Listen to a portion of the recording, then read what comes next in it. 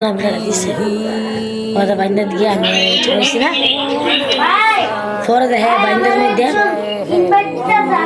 পরে বাইন্দার মধ্যে আমার নিয়ে আমার বক্স অপমান করছে